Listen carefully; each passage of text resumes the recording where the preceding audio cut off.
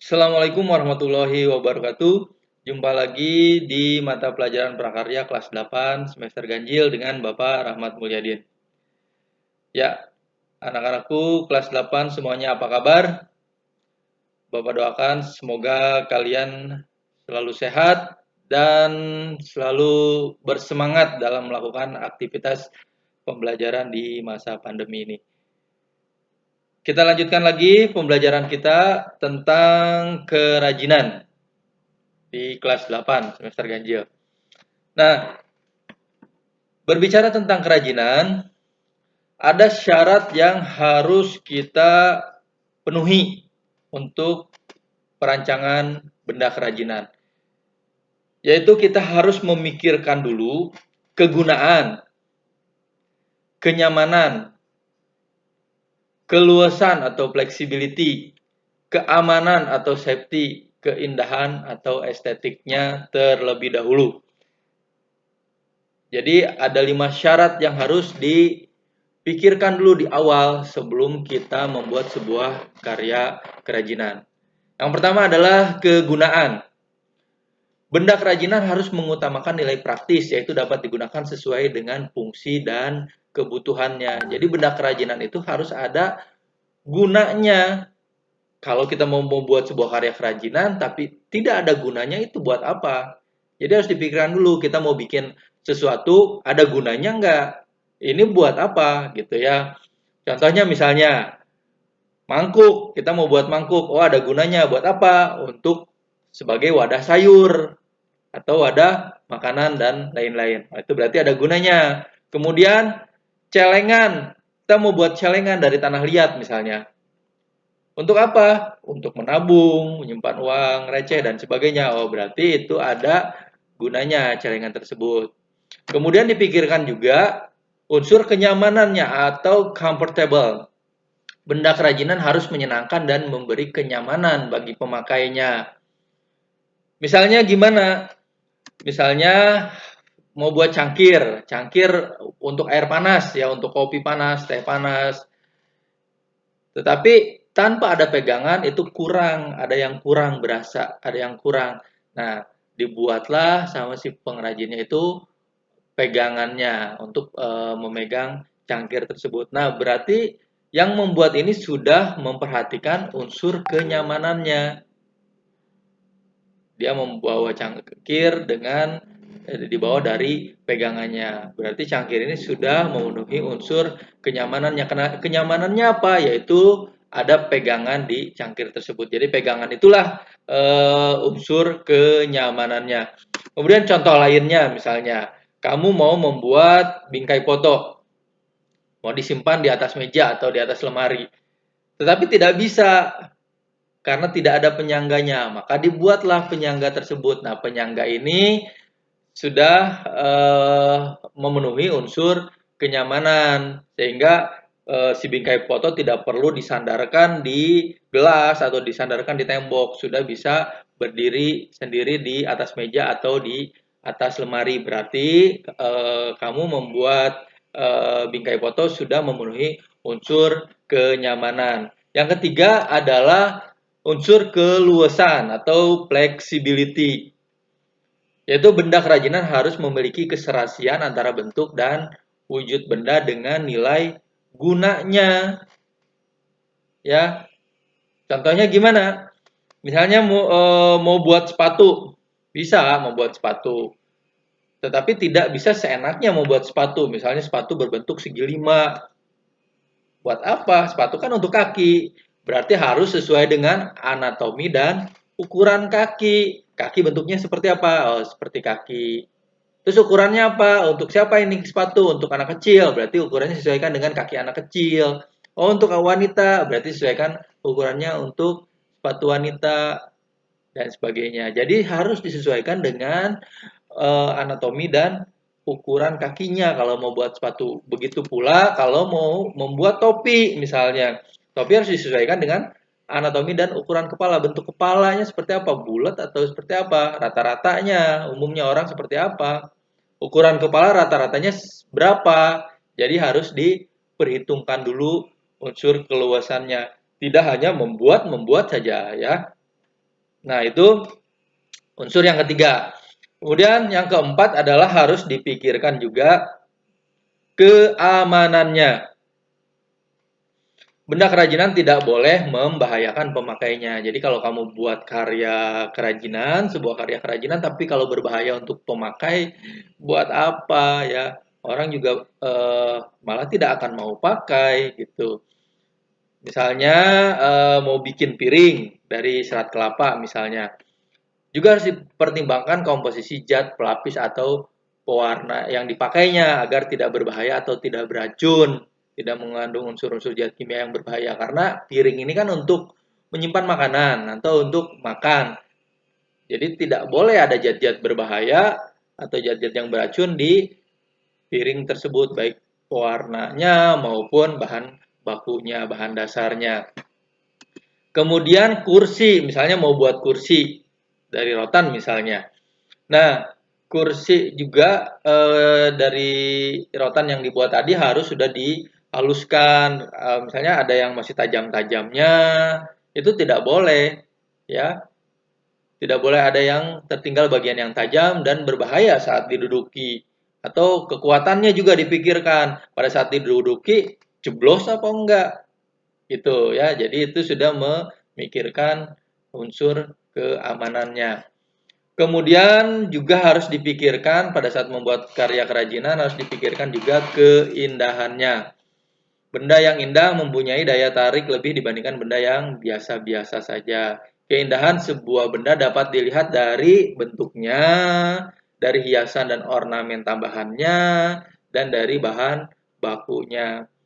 Misalnya tempat duduk anak itu bentuk mobil-mobilan, itu kan punya nilai lebih ya, ada mempertimbangkan unsur keindahannya si pembuat ini, membuat pajangan juga ada ornamen atau hiasan lainnya, atau bahkan hanya membuat celengan dari tanah liat juga silakan diberi warna. Nah, pewarnaan itu juga sudah termasuk memenuhi unsur keindahan atau estetik produk tersebut. Jadi ada 5 itu tidak boleh lepas dari karya kerajinan yang harus dipikirkan terlebih dahulu, yaitu adalah kegunaan, kenyamanan, keluasan, keamanan, dan keindahan produk tersebut. Kemudian untuk perancangan karya kerajinan harus memperhatikan hal-hal berikut. Nah, ini rules-nya ya kalau mau merancang sebuah karya kerajinan. Pertama harus melakukan proses perancangan dulu. Tulis proses perancangan seperti apa, menentukan bahannya. Bahan kerajinan pembahasan kita ini adalah dari bahan lunak alam. Ya, bahan lunak alam bisa bahannya dari fiberglass misalnya, atau dari tanah liat, atau dari gips, atau dari floor clay, atau dari parafin, atau dari lilin, ya silakan ditentukan bahannya. Kemudian cari ide dari berbagai sumber, dari internet, dari buku, dan dari sumber lainnya. Untuk membuat karya apa, bentuk apa yang mau kita buat. Setelah ada referensinya, kita buat sketsa karyanya. Misalnya buat celengan tanah liat ya, ada ayam-ayaman, celengan ayam-ayaman dari tanah liat. Silakan digambarkan dulu sketsanya. Buatlah beberapa sketsa. Nanti prosesnya berlanjut ke menentukan sketsa terbaik. Jadi dari sketsa yang kita buat tadi, beberapa sketsa yang kita buat tadi, mana yang paling terbaik yang akan kita buat sebagai sebuah karya kerajinan kita. Kalau sudah ketemu, ini yang terbaik, mari kita siapkan alat dan bahannya. Kira-kira mau bikin kerajinan celengan ayam dari tanah liat, alatnya apa saja nih yang dibutuhkan? Bahan-bahannya apa saja? Tuliskan. Setelah itu baru proses pembuatan produk. Setelah jadi produk pun harus kita evaluasi dan uji coba produk tersebut. Memenuhi nggak unsur-unsur tadi 5 syarat perancangan benda kerajinan? Keamanannya terutama. Misalnya kita mau buat kursi tadi. Coba kita duduki. Jeblos nggak? Uji coba dulu. Atau masih ada yang tajam nggak melukai badan kita? Nah, kalau memang masih ada yang harus diperbaiki, baru ke tahap proses selanjutnya, yaitu melakukan revisi produk sampai betul-betul produk yang kita buat itu sempurna lah ya. Nah, itu perancangan karya step-step ya, perancangan karya kerajinan ya, atau bisa disebut SOP-nya lah ya, standar operasional prosedurnya. Kemudian fungsi kerajinan bahan lunak alam. Bahan lunak alam ada dua fungsinya ya, atau fungsi kerajinan ada dua, yaitu sebagai benda pakai dan sebagai benda hias. Maksudnya gimana kerajinan sebagai benda pakai? Sebagai benda pakai, kerajinan digunakan untuk keperluan praktis, diantaranya untuk tempat makanan, untuk tempat sayuran, untuk tempat buah-buahan, untuk tempat kemasan, untuk tempat minuman, sebagai pelengkap upacara, aksesoris busana yang lainnya. Nah, itu sebagai benda pakai. Sebagai benda pakai, produk karya kerajinan harus memiliki nilai ergonomis dan estetis agar pemakai merasa nyaman dan senang. Misalnya ini kendi dari tanah liat untuk tempat menyimpan air. Nah, ini berarti karya tersebut fungsinya sebagai benda pakai. Kemudian ada lagi karya kerajinan sebagai benda hias. Karya kerajinan sebagai benda hias meliputi segala bentuk kerajinan yang dibuat dengan tujuan untuk dipajang atau digunakan sebagai hiasan atau elemen statis. Jenis kerajinan ini lebih menonjolkan aspek keindahannya atau daripada aspek kegunaannya. Jadi dia lebih menonjol keindahannya karena untuk menghias suatu tempat, menghias ruangan, menghias tempat lainnya, ya, daripada aspek kegunaan. Tapi tetap kegunaannya ada. Untuk apa ya? Untuk pajangan, itu juga termasuk kegunaan atau fungsinya. Nah, kita masuk ke tugas ya. Identifikasi fungsi bahan lunak alami. Ini ada contohnya. Ya, Bapak kasih satu contoh.